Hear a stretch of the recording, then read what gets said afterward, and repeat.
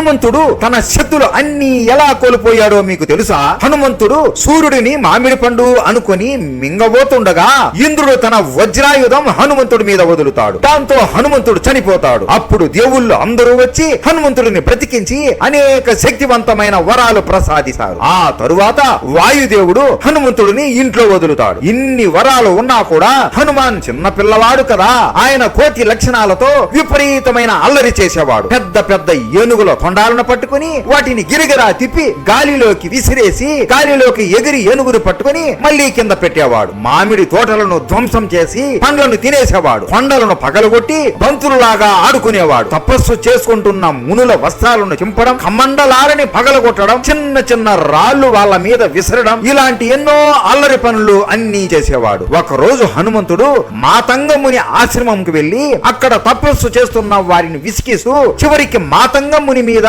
నీళ్లు పోస్తాడు. మాతంగముని కొన్ని వందల సంవత్సరాల నుండి తపస్సు చేస్తూ ఉండడంతో ఆయన తపస్సుకి భంగం కలగడంతో కోపంతో కళ్ళు తెరుస్తాడు. హనుమాన్ని కోపంగా చూస్తూ చేతికి నీళ్లు తీసుకుని, ఇంత చిన్న వయసులో నీకు అన్ని శక్తులు ఇచ్చిన ఆ దేవుళ్ళని ఏమని అనుకోవాలి? ఏ దేవుడికి కొంచెం కూడా బుద్ధి లేదు. నీ శక్తుల వలన ఇతరులకే కాదు నీకు కూడా ప్రమాదం. ఇక నుండి నీకున్న శక్తులన్నీ నువ్వు మర్చిపోతావు. ఎవరైనా నీకున్న శక్తులు గుర్తు చేస్తే తప్ప నీకు నీ శక్తులు గుర్తుకు రాక ఒక సాధారణమైన వానరుడిలాగా బ్రతుకుతావు అని చెప్పిస్తాడు. హనుమంతుడు సరే స్వామి అని నవ్వుతూ ఆయనకి ఉన్న శక్తులు అన్ని మర్చిపోయి ఒక సాధారణమైన వానరంలాగా బ్రతుకుతాడు. అలా హనుమంతుడు శక్తులు అన్ని పొంది ఒక చిన్న తప్పు వలన ఆయనకి ఉన్న శక్తులు అన్ని కోల్పోతాడు. హనుమంతుడికి పెళ్లి ఎలా అయింది, హనుమంతుడికి కుమారుడు ఎవరో తెలుసుకోవాలి అంటే మన ఛానల్లో పెద్ద వీడియో పెట్టాము. మిస్ అవ్వకుండా ఆ వీడియో అందరూ చూడండి. హనుమంతుడు అంటే మీకు ఇష్టం ఉంటే